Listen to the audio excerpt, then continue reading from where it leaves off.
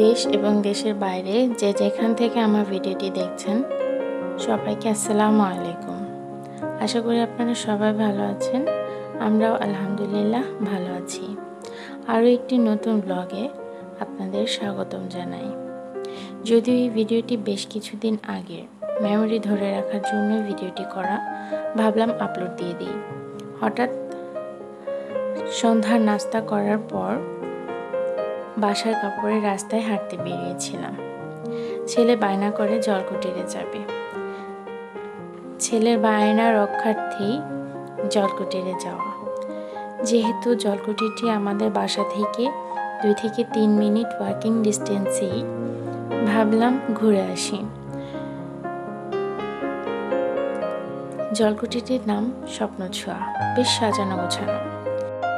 যেহেতু সন্ধ্যার খাবার খেয়ে এসেছি, তাই বেশি কিছু অর্ডার দেওয়া হয়নি। ছেলে লাচ্ছি ও ফুচকা খাবে, তাই অর্ডার দিলাম।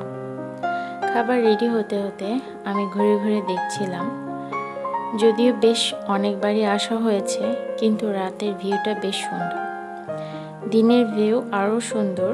বর্ষার মৌসুমে চারিদিকে অথই পানি, আর অন্যান্য মৌসুমে ধান ক্ষেত ও সর্ষে ক্ষেত।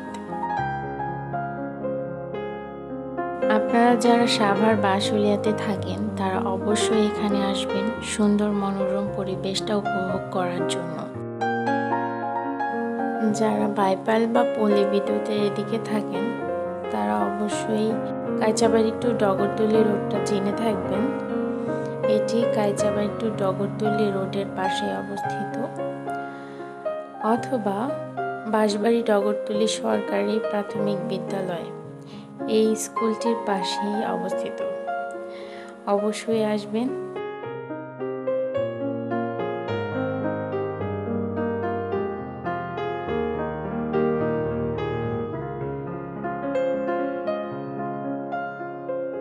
আমাদের খাবার খাওয়া শেষ হয়ে গিয়েছে, এবার তো যেতে হবে বাসায়। তো আজ চলে যাচ্ছি বাসায়।